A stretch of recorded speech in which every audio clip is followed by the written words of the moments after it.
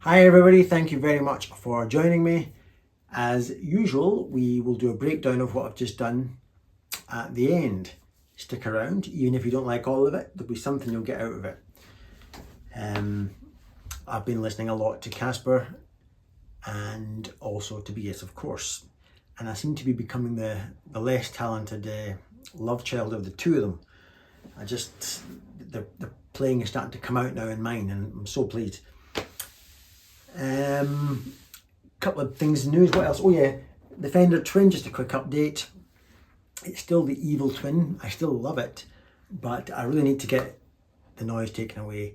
Initially I was making excuses for it, thinking, oh, it's kind of exciting having that hum and you know something's happening and you can feel the power. Now I'm getting kind of bored with that now. I could do with the noise being taken away. So at my next convenient moment when I'm feeling flush, I'll take it to the tech, and I'm sure they can do some of the suggestions that many of you have given me to make it quieter. Also, I think I'm falling out of love with P90s. I've not played the Junior for a long time, and my Gold Top is one of my favourite guitars to reach for. I play that a lot. It's my most played Les Paul these days, but the P90 sound and also the hum I'm getting from it, I love it. I mean, it's a beautiful thing. When I see it and I come in the room in the morning and the light hits it, and I just have to pick it up. And it's got a nicer, more playable neck than the R9. It fits me better than the R9, even though the R9 is my main love. I just love this guitar, but it does make a hell of a racket with the P90s. It always has. You're always sitting, twisting your body this way. Oh, no, it's better this way. And I really do think, for me, the way my playing is going, humbuckers every day of the week or single coils, but P90s are just, I'm not into P90s. They're great rock machine guitars, P90s. So what I might do is get the P90s, cream tea pickups, do sort of mini humbuckers, but they do P90 casings for them. So it looks like a P90, but there's a secret humbucker or a secret coil under the pickup, so you get a humbucking guitar without the noise. And I do think the sound of a humbucker is nicer for me. I prefer the rich colours of a humbucker rather than a P90. You didn't need to hear that, I'm babbling, but let's get on with the breakdown now, because I think you will get something out of it. Here goes. Chords then, dead easy, key of A, and it just vamps between the 1 chord and the 4 chord a lot of the time, so A to D. I think we visit the 5 chord, which is E. I think we visit the relative minor, which in the key of A is F sharp minor. And we even visit a B minor, I think, at one point, to lead us potentially down to the E again. So very simple, but I made it sound complex. So I'll just talk you what I did in kind of order, using lots of, basically it's how nuanced and complicated can I make something that is in essence very simple. So starting off with harmonics, of course, and adding color chords, just putting notes. I mean, that's just a, what is that? It's a going up 2 frets from the root, which I guess makes it, I would have called it a 2, but apparently it's called a 9. So I guess it's A9, but I've added this on, which is like the 6. Just to give that spacey feel that we're looking out into a universe that's that feel that Casper and people like that tend to get.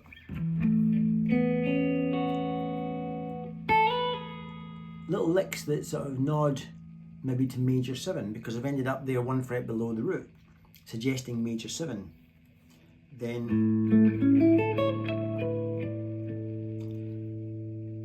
at this very moment, there's 4 notes ringing out at you. I've got the E and B, that little G string harmonic. In fact, I think there's even a resonating open A string there. Could be 5 notes in the air there. I can hold up my guitar and walk away and have a cup of tea and they'll still be ringing when I come back. Again, it's just flavors of A. Then I go and do this lick here.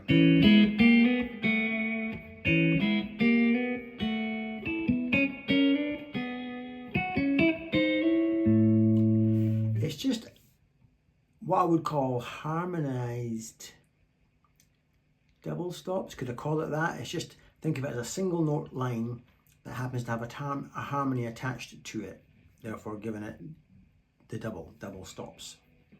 That's just an A7. These two, my first two fingers are floating. Rather than think of it as going, oh, he's going from A7 to E, which is what that is, it's more just harmonized little notes.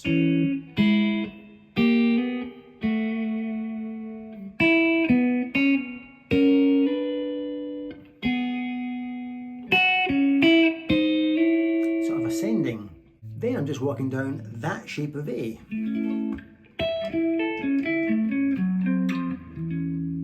In a very Tobias Hoffmann kind of way.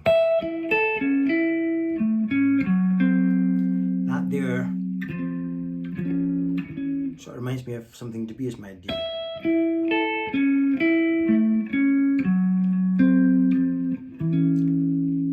Simple, but a nice little pattern nonetheless. Then again, something Tobias Hoffmann might do. Again, walking up. I was walking down that version of A, but now I'm going to walk up this version of A.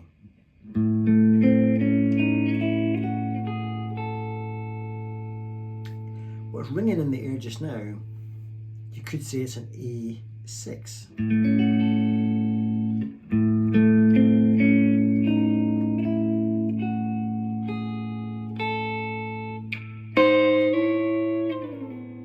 Harmonized double stops again. These two are floating. Then a little A major 7 rundown.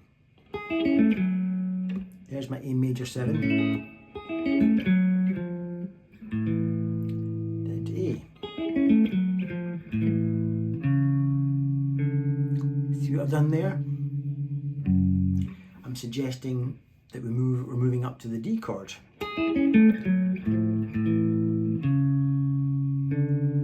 Via a half step rub, so that is fighting in either a nice way if you like that, or a horrible way if you don't.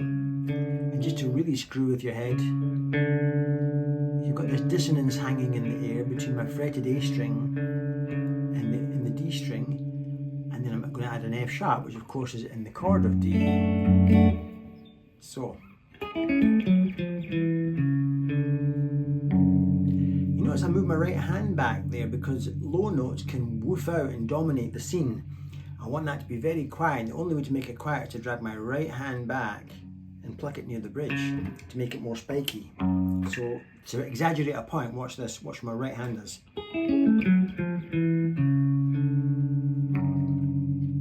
That way I can get all the notes heard without any one dominating the other. Again, just kind of harmonized double stops. All I'm doing there is sliding that little chord up, which in isolation, if you looked at that, it's a G major 7. There's your G, but I'm making it but I don't know if I'm going to see it like that. I just see it as, it's more likely to be flavors of D because the band is on D. There's a more genuine D, a double stop with the D and B strings.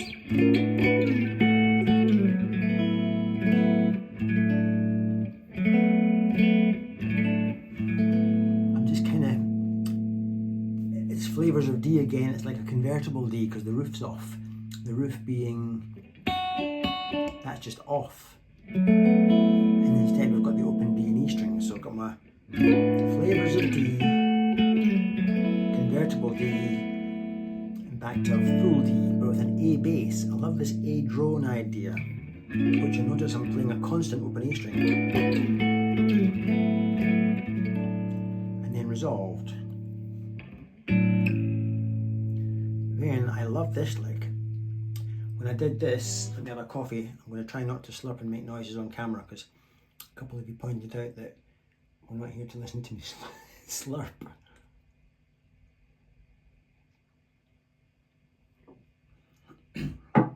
Got it. Then we did, oh yeah, Watch this. I love that, even if I do say so myself. I'm grabbing 3 notes, an open A string, a fretted D and a fretted B. Now I'm striking the D and B strings, forming a little D, but D harmonizes beautifully over A. And taking that up, adding a little interest on the top, jumping right up to that, which is part of an A chord really.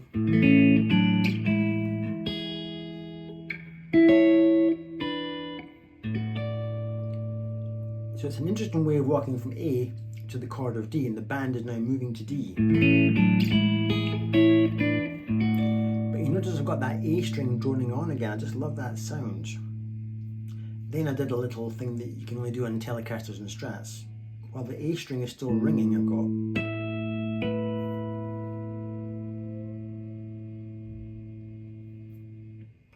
because of this deep dish that Fender guitars tend to have.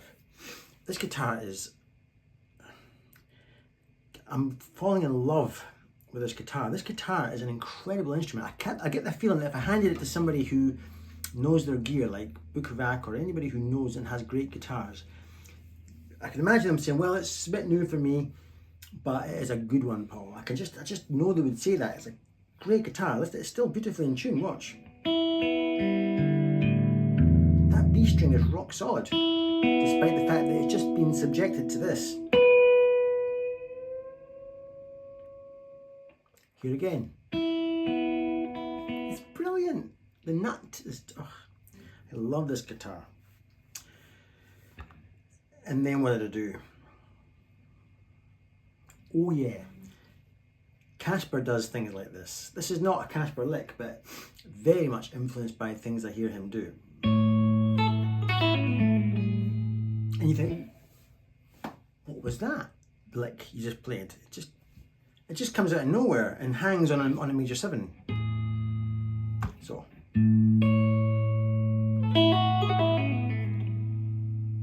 Almost the lighter you play it, the better. So it's all just on an A chord. There's the open A drone. That note on my pinky is in the chord of A.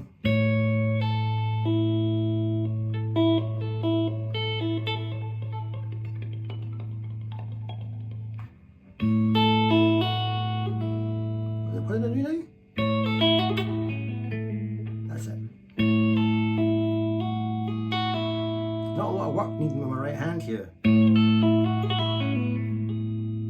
I don't think I even touched it with my right hand.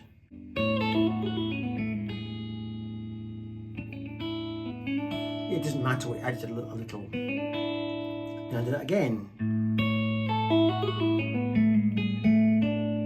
And I added just another bit of interest. So just one more time slow and I'll move on.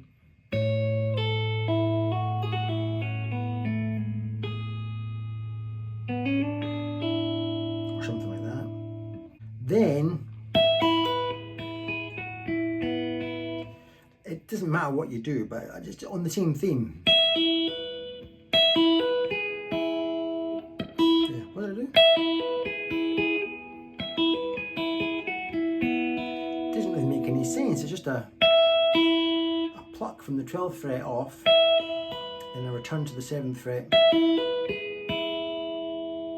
I'm now plucking the 9th fret of the B string, but then I'm giving it an open E string with my flick the open E.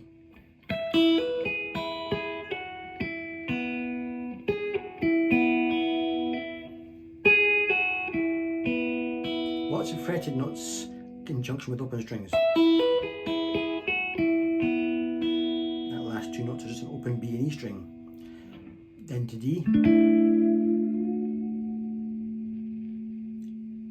That takes a wee bit of strength, or practice, maybe not strength, but practice.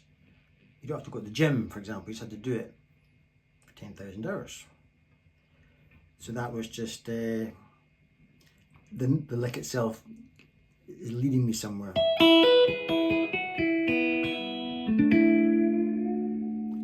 And that is just, this is floating.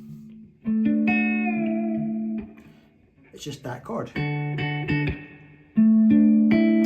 I'm going to bend this up to the major third. And then I don't let it drop, I kill it. You know, it's my hand, and my right hand kills it before I let it drop.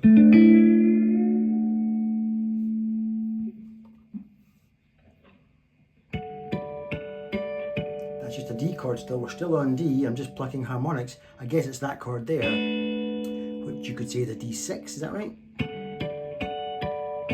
Just plucking the 1 minute the D and B strings, then the G and E strings. Then I would love to move up 2 frets and do the same for E, but I don't have the advantage of harmonics, so I have to fret it and cop out. Just adding a little bit of interest there. It's the same lick as before, but then I'm coming in with a little bit of extra interest in adding the 12th fret of the D and B strings, while I'm still holding down the G and E strings of the 9th fret, and it sounds like bells. This is a Tobias Hoffmann thing. He does some incredible stretches with that. I actually hurt my hand once. I don't know if you remember, many YouTubers, I was going about I've hurt my hand, I wonder if it's arthritis. No, it was Tobias's fault. He has a stretch like that. He does. I'd counted. Oh yeah, he goes. He plays something like this. He manages to hold down the whole freaking lot. I'm going to try it, but I could hurt my hand here. I can't, and I will not. Yeah, I can feel these muscles tearing in two when I do that. So I'm not going to do that. You have to protect yourself. Eh? Anyway. Then what did I do? Oh yeah. That is a Casper lick, that one. Just A. So far just all A's. Oh, yeah.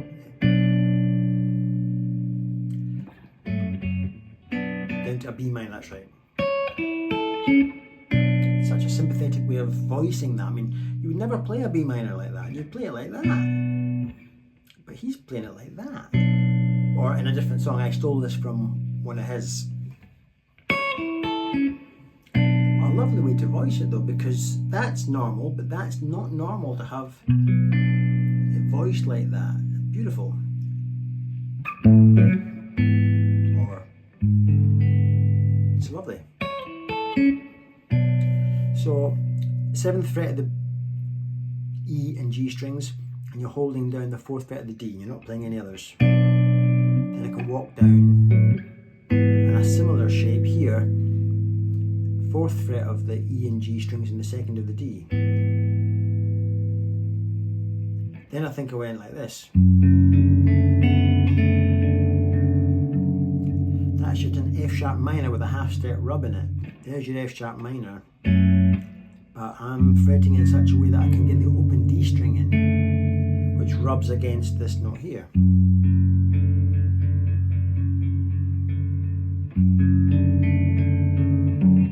Down to E. Then I tried to pull out something that I almost fucking got it in there, but I've stuffed it a wee bit. But it didn't matter, eh? I went like this.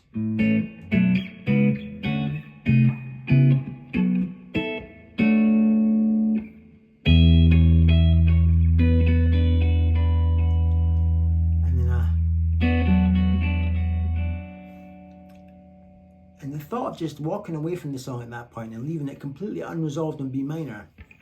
There's art in that. I like that. I could have resolved it so easily and went.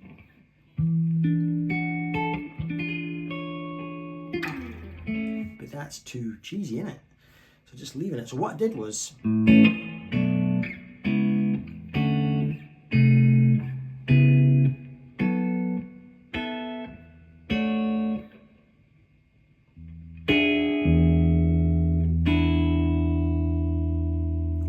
But I like that. I went like that with an open E string. I quite like that. Right, here's what I did. So I once got this from Robin Ford. He went.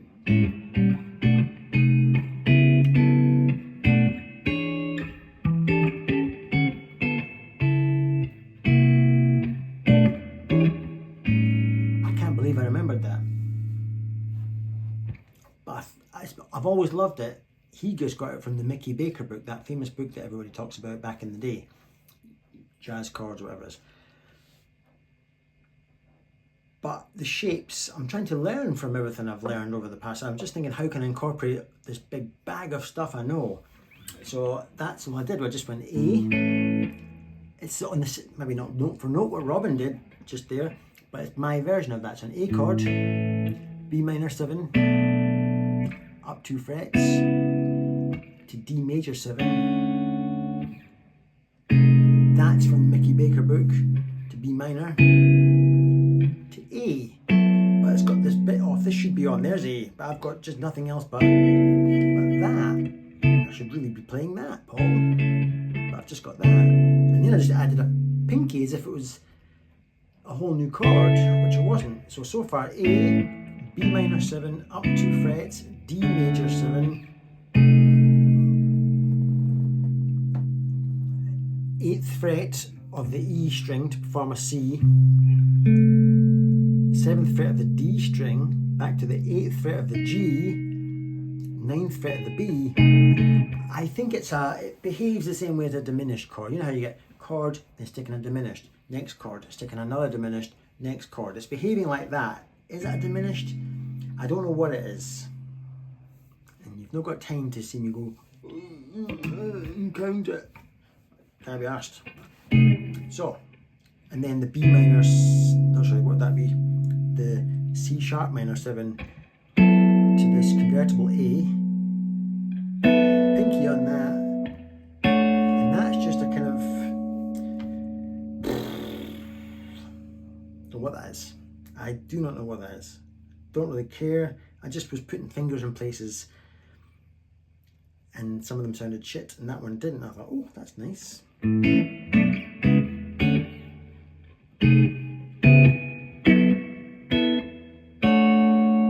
I wanted to go to, I think it's a D major 7. Let's call it a D major 7, because there's D, and it sounds nice in this context.